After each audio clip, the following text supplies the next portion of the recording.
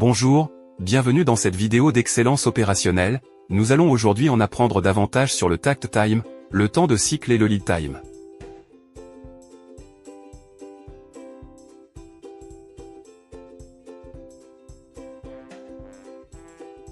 L'objectif est de vous aider à comprendre et à revoir vos processus pour mieux répondre aux attentes de vos clients. Examinons le premier des temps. Le takt time. Le takt time est une valeur calculée qui décrit la demande théorique de votre client. En d'autres termes, c'est le rythme auquel vous devez produire afin de répondre à la demande du client. Le takt time est calculé en divisant votre temps disponible par le nombre d'unités dont votre client a besoin. Ainsi, pour une opération en une seule équipe fonctionnant 7h30 par jour, 20 jours par mois, vous avez 150 heures de disponibles, ou 540 000 secondes. Si le client a besoin de 20 000 unités, alors le takt time calculé est de 27 secondes.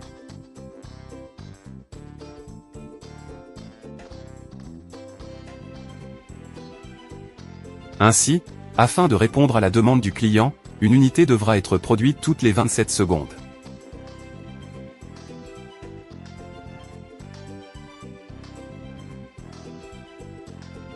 Mais il n'est peut-être pas judicieux de prendre exactement 27 secondes à moins que vous soyez certain que votre processus n'a jamais de problème.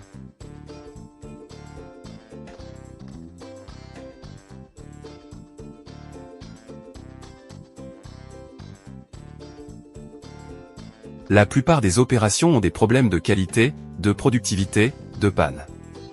Par conséquent, on prévoit de fonctionner plus rapidement que le takt time afin d'être certain de livrer le client. Ce nouveau temps se nomme temps de cycle.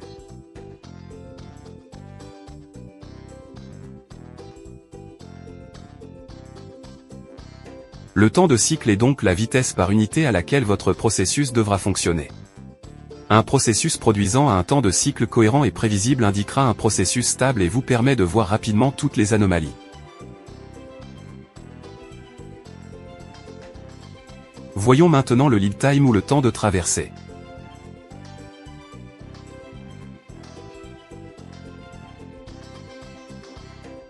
Le lead time mesure le temps qu'il faut à une unité pour parcourir tout votre processus. Vous pourrez facilement le mesurer en regardant quand un produit entre dans votre processus et quand il ressort. Le temps de traversée est une mesure utile pour deux raisons.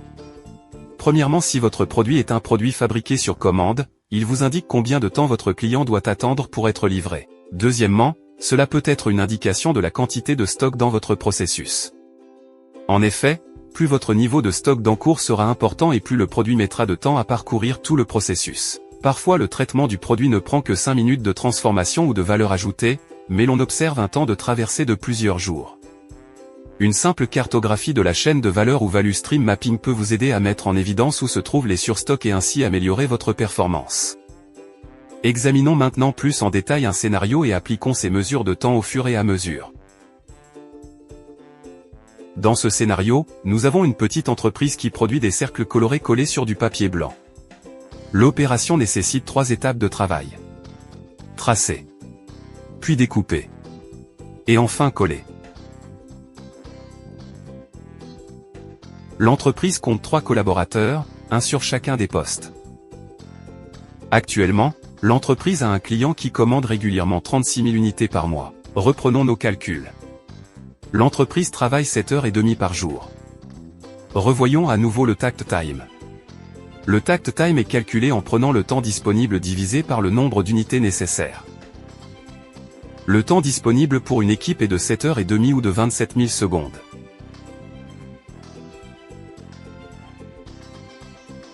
Multiplions cela par 20 jours dans un mois. Ce qui équivaut à 540 000 secondes dans le mois. Donc le temps de production disponible dans le mois est de 540 000 secondes. Pour obtenir le takt time, nous devons diviser 540 000 secondes par le nombre d'unités commandées. Ou dans ce cas 36 000 unités. Lorsque nous faisons cela, nous obtenons un takt time de 15 secondes par unité.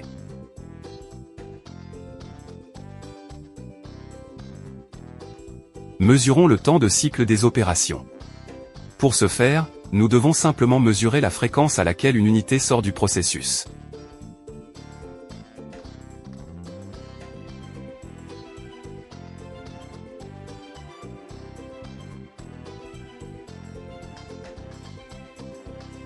chronométrons la feuille bleue. La feuille bleue est au poste de traçage.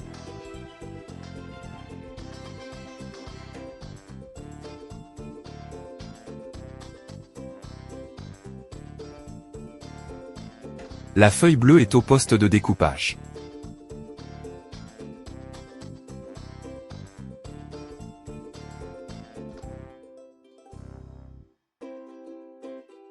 La feuille bleue est au poste de collage. Le temps de traversée ou lead time est de 12,5 secondes. Prenons une nouvelle mesure avec la feuille verte. Lorsque nous mesurons le temps de cycle, nous obtenons environ 13 secondes. Ce temps correspond-il à notre temps de takt time? La réponse est oui.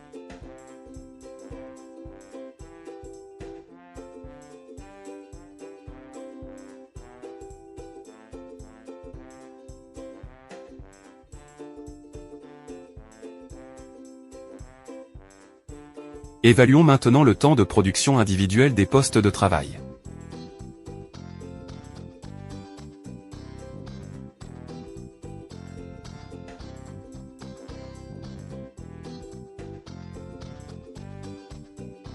Le temps de production du poste de traçage est d'environ 6 secondes.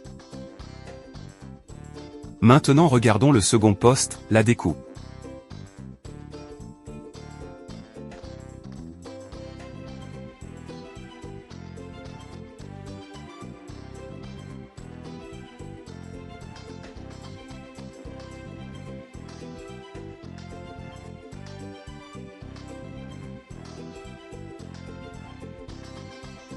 Le temps de production du poste de découpe est d'environ 13 secondes. Et enfin la dernière opération, le collage.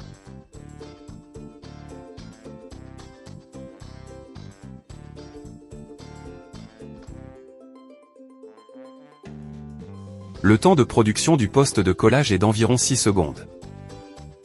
Réalisons maintenant une représentation de ces temps. Ce dessin que nous appellerons « graphique de l'équilibrage de poste ». Souvenons-nous de notre takt time. Le takt time demandé était de 15 secondes.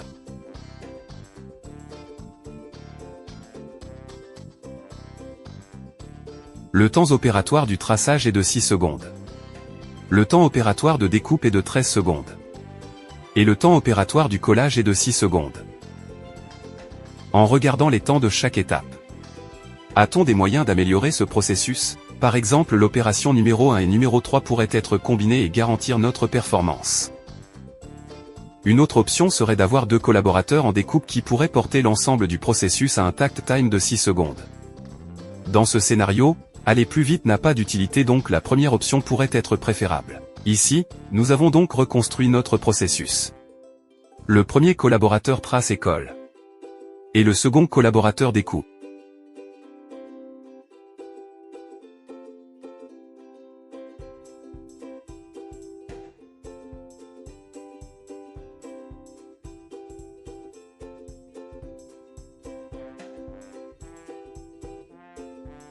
Maintenant changeons un peu le scénario. Comme l'entreprise a amélioré son processus, un autre client a décidé de commander des unités. Ce client a également besoin de 36 000 unités par mois, mais aussi que chacune d'elles lui soit livrée toutes les 30 secondes. Comme nous avons plus de volume, nous devons recalculer notre takt time. Le takt time est le temps disponible divisé par les unités nécessaires. Le temps disponible de l'entreprise est toujours de 540 000 secondes par mois. Le nombre d'unités nécessaires est passé de 36 000 à 72 000 unités. Ce qui nous donne un résultat pour le calcul du takt time de 7,5 secondes.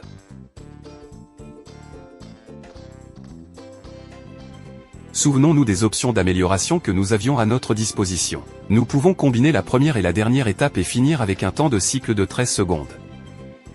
Pour la deuxième option, nous pourrions ajouter un collaborateur au poste de découpe et finir avec un temps de cycle de 6,5 secondes.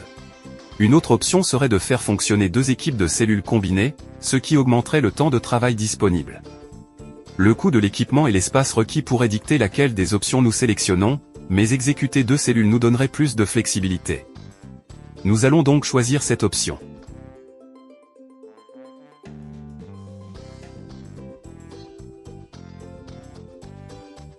Maintenant nous avons 2 cellules en cours d'exécution avec le traçage et le collage effectués par le même collaborateur.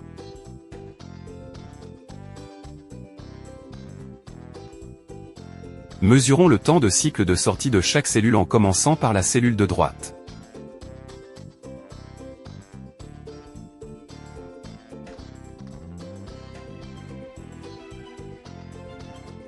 « 13 secondes.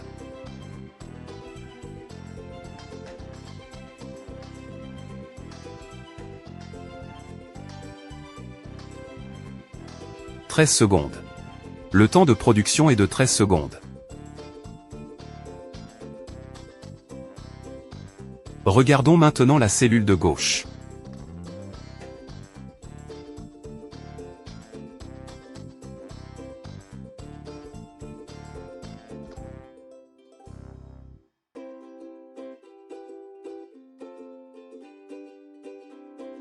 « 13 secondes. Le temps de production est de 13 secondes. «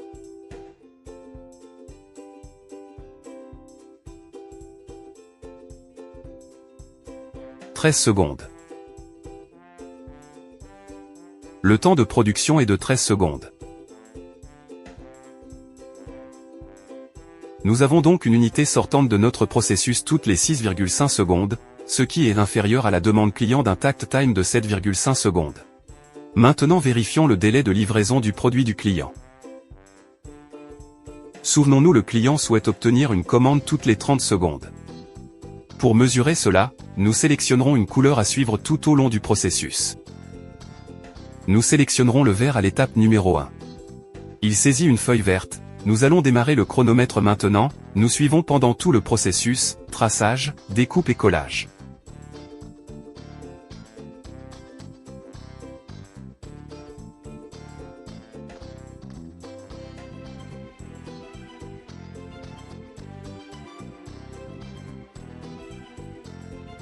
Notre délai de livraison est de 21 secondes.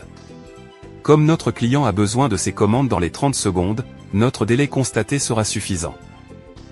Vous pouvez utiliser tous ces éléments de temps afin d'en faire une cartographie des flux et chercher d'autres améliorations dans vos processus. Nous avons examiné 2 scénarios différents, calculer le takt time avec différents volumes, mesurer les temps de cycle et mesurer le temps de traversée pour voir si nous respections les demandes de nos clients. Désormais vous savez comment évaluer vos processus et trouver les solutions pour tenir les promesses faites à vos clients. À vous de jouer.